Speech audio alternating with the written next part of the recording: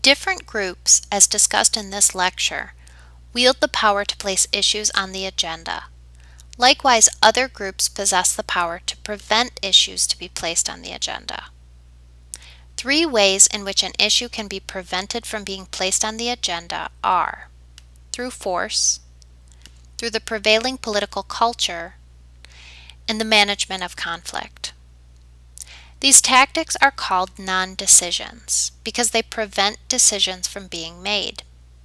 More precisely, Peter Bakarch and Morton S. Baratz describe non-decision making as a means by which demands for change in the existing allocation of benefits and privileges in the community can be suffocated before they are even voiced, or kept covert, or killed before they gain access to the relevant decision-making arena, or failing all these things, maimed or destroyed in the decision implementation stage of the policy process.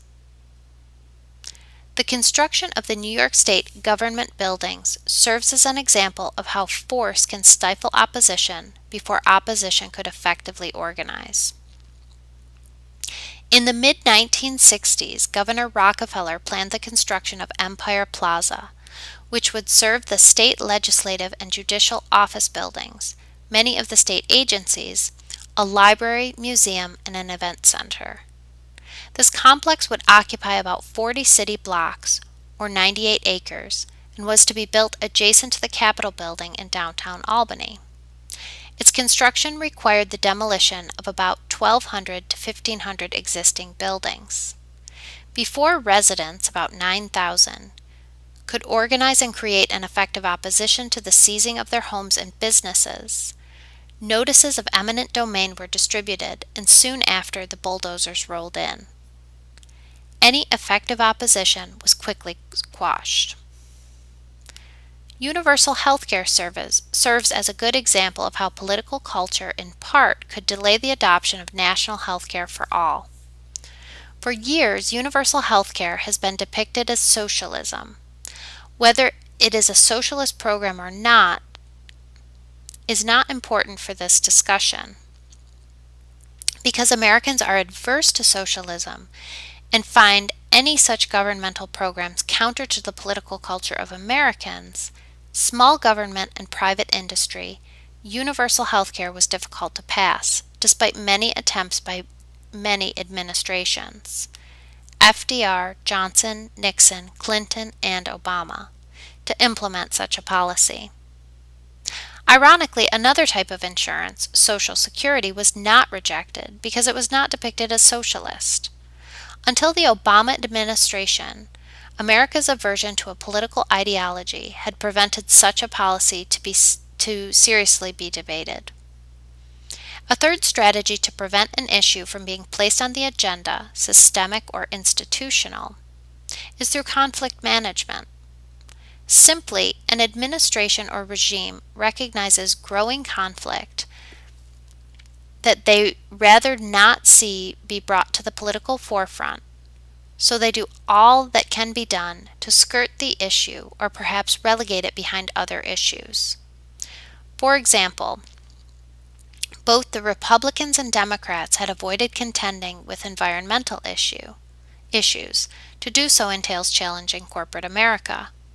Politicians of both parties would rather hear complaints from the EPA, Environmental Protection Agency, or the Department of Health than to confront oil companies, the auto industry, chemical giants, and the United States military. A particular example is the use of lead in gasoline to reduce the knocking in engines. The history of this problem is long. A few years after its use in 1924, health agencies questioned its adverse effects, but these complaints fell on deaf ears. Later, the Surgeon General in 1925 questioned leaded gasoline, and the EPA, early 1970s when the EPA was created, criticized leaded gasoline. Both groups directly confronted DuPont, Standard Oil, and General Motors. Indeed, the Ethel Corporation, one of the chemical companies that placed lead in gasoline, sued the EPA for making damaging and unsubstantiated claims, which today we know to be sound. Here, both parties seemed complicit in managing the conflict between government agencies and corporate America, siding with the latter. Sometimes issues make it on the agenda for reasons other than political force, political culture, or conflict management. Causes for the removal from the top of the agenda include a change in the problem. The problem is no longer considered a serious problem.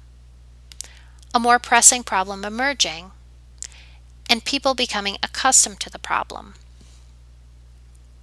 For a period of time in the 1980s through the 1990s, abuse of the drug Ritalin was a major concern.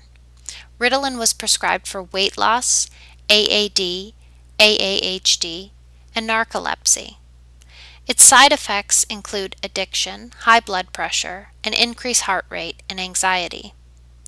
Early on, it was banned for treating obesity, but yet many who wanted to lose weight, become more alert in school with less sleep, or experience a high bought the drug from the black market. As newer drugs were discovered to treat ADD, ADHD, and narcolepsy, with less adverse side effects, the black market declined and the problem of Ritalin abuse became a less serious issue. Recent events in 2013 demonstrates how a serious concern can easily be forgotten when another more shocking event occurs. In February of 2013, North Korea tested a missile designed to carry a nuclear warhead.